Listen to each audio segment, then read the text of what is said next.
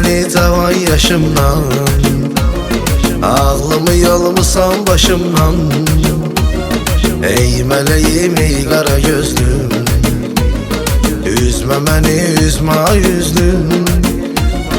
Eşkimiz ilə alışardıq, gah küsüb gah barışardıq.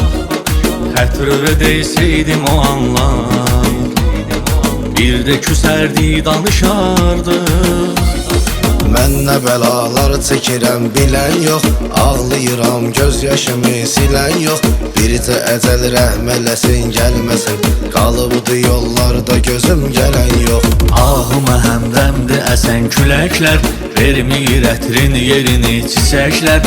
Arzu məzarlığına dönübdür ürək, dəfn olunub orada neçə diləklər, dəfn olunub orada neçə diləklər. Nəcür deyim gözlərimə ağlama, indi gəl əsrətdən ürək dağlama.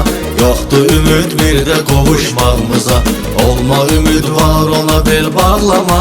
Nəcür deyim gözlərimə ağlama, indi gəl əsrətdən ürək dağlama.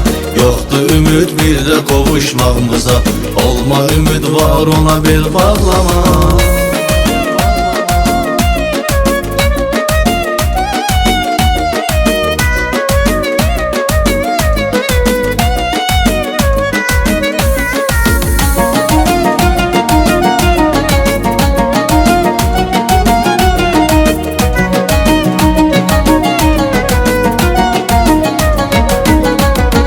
Olmuşam eşqinlə nə var ey gözü bəxtim kimi qarə.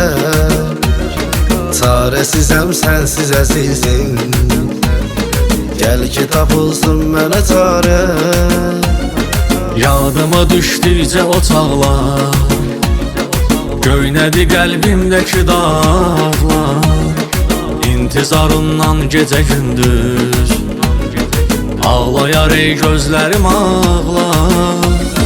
Bəxtimizə qarə geyindirməyək, biz niyə bir-birimizi dindirməyək. Çox da sevinç hissinə biganəyik, bari gələq yarı sevindirməyək. Biz nə edik son qoyaq əsrətimizə, bəlkə də gözdəydi məhəbbətimizə. Taleyimizlə barışaq biz gəli, Tanrı yazıbdır bunu qismətimizə, Tanrı yazıbdır bunu qismətimizə.